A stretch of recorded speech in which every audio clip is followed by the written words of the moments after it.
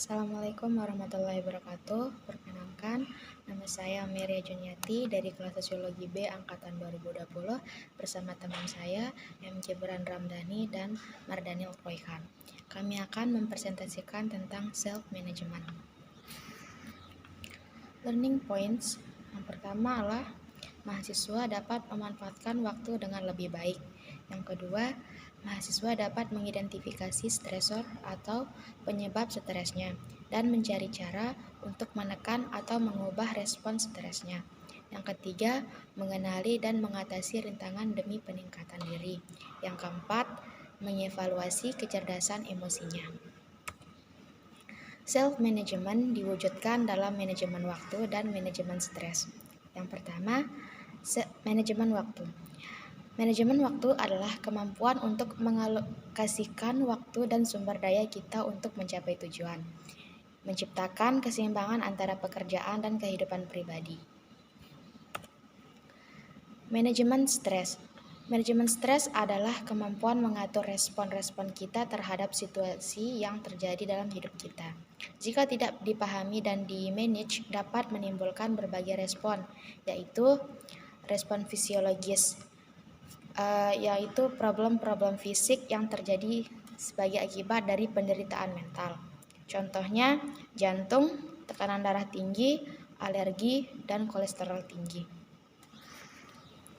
Efek psikologis tidak selalu tampak mata seperti efek fisiologis. Contohnya adalah depresi, kecemasan, fobia, alkoholik, dan sebagainya.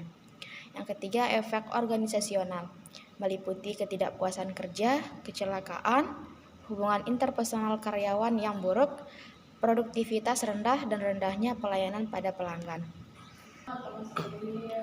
Oke, yang ketiga yaitu tips manajemen waktu.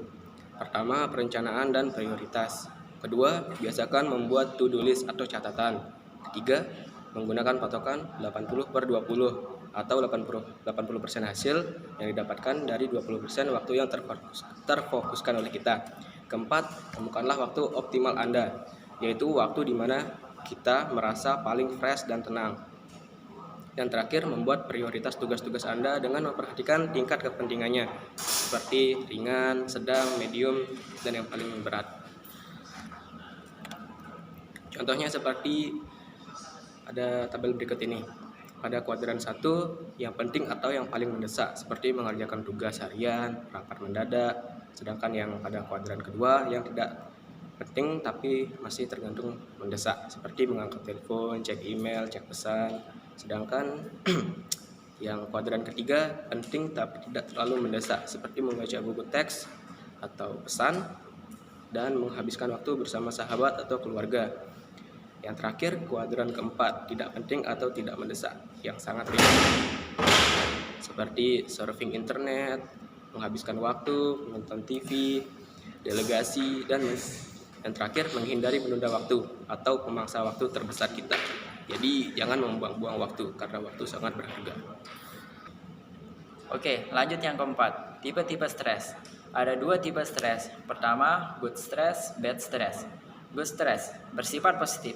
Jenis stres ini membuka peluang pertumbuhan diri dan kepuasan diri, lalu mendorong orang untuk meningkatkan performanya. Kemudian bad stress bersifat negatif dan menghasilkan efek yang melemahkan. Lalu yang kelima, bagaimana cara mengelola stres? Yang pertama, temukan stresor dan tingkat stresmu. Kemudian terapkan praktekkan kemampuan time management. Yang ketiga, sharing dan membuka diri dengan orang lain.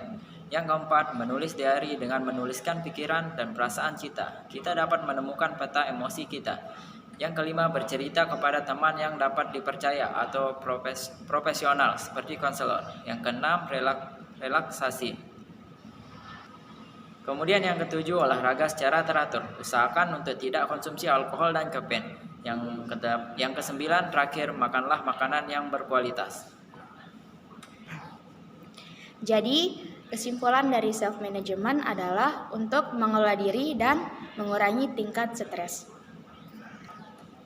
Baik, itulah sedikit penjelasan tentang self-management dari kami.